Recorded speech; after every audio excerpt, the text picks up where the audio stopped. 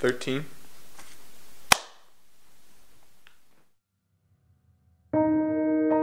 Chris Williams, C-H-R-I-S, W-I-L-L-I-A-M-S.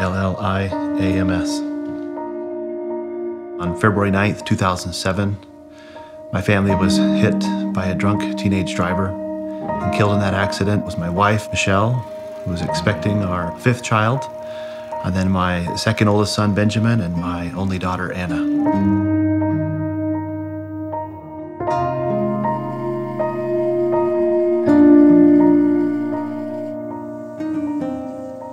It was a Friday night like any other in our family. It was full of fun. We'd gone out to dinner as a family, and my oldest son was off with friends. I saw a pair of headlights coming at me at incredibly fast rate of speed, so as I tried to do some maneuvers to get out of the way, it was too late. We were hit broadside or T-boned. As I surveyed the scene and saw my wife, I saw her chest go down and her last breath leave her body, and I wanted to cry out for her to come back.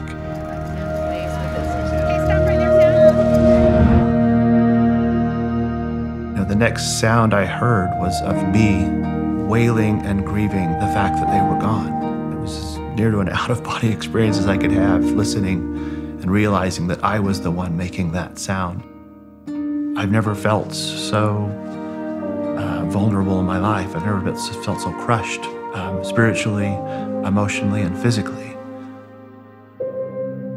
If you have a teenager out past midnight, you don't like to receive a call. I got up and took the phone, and on the other end of the line, a man identified himself as being from the Salt Lake City Police Department.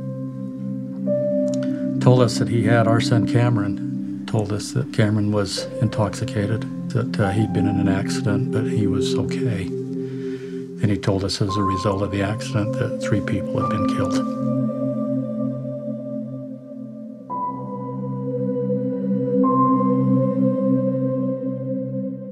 We found out that Sam was the child who had survived. So we went up to the University Hospital where Chris's family were there. Even at that moment, we're all blubbering and crying, and Chris is laying on the gurney in a neck brace. And one of the first things he asks is, how is the young man who was driving the other car? For the first few months after the accident, I think it was just the initial shock that such a huge part of my life was now gone. And that's a very difficult thing to go through, to kneel down and desire to speak to my Father in heaven when I'm so lonely or when I'm so anguished. It's an interesting conversation to have. He doesn't immediately try and make it better. He listens to me first. And I thought that was very helpful. He allowed me to get that anger off my chest. But inevitably, he would always come back and teach me about his son, Jesus Christ.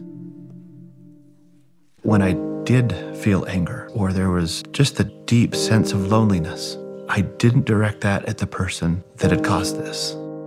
It directed itself at the Savior.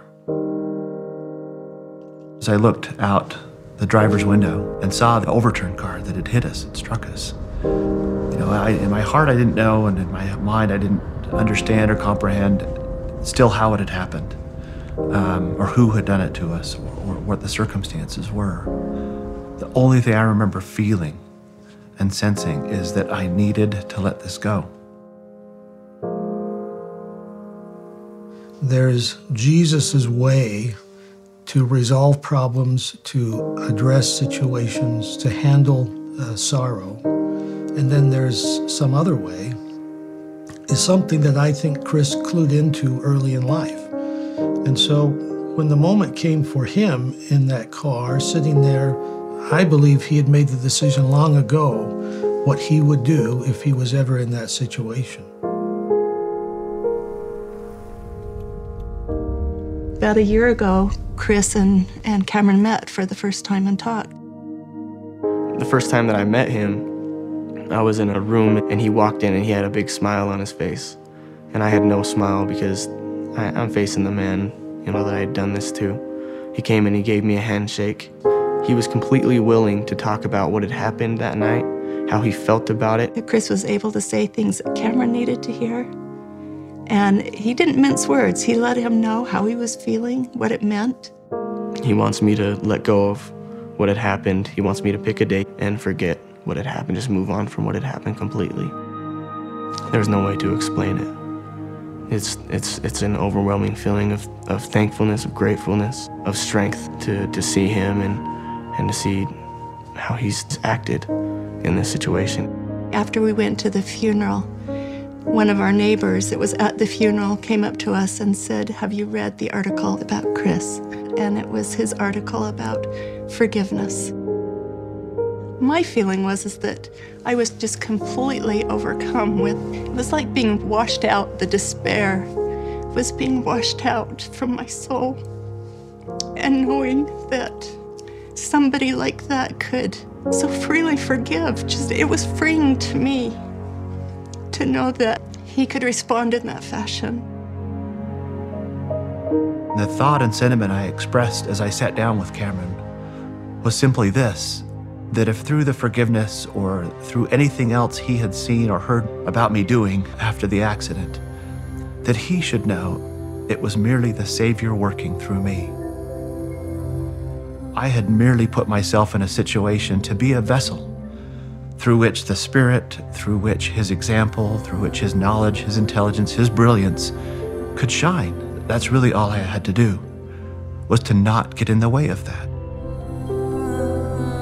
I wanted him to understand that I really didn't have much to do with any of the goodness that has come out of that. It's become more significant to me, the fact that he had forgiven me. And I know that's because he knows and he has a testimony and a relationship with Jesus Christ.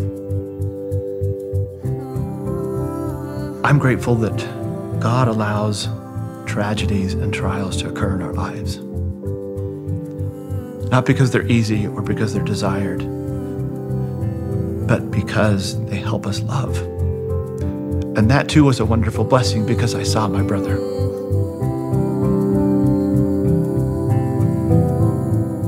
Coming to know a man of sorrow and one who is acquainted with grief, as I've now come to understand, it is really why I was sent here. And it has been incredibly difficult to have to learn those lessons in the way that I've learned them. But I've always ended those episodes of grief with an assurance and a hope that one day, perhaps I will see him as he is. One day, hopefully, I will be like him. And one day, I will be with my wife again, as well as the rest of my family. And that's what keeps me moving.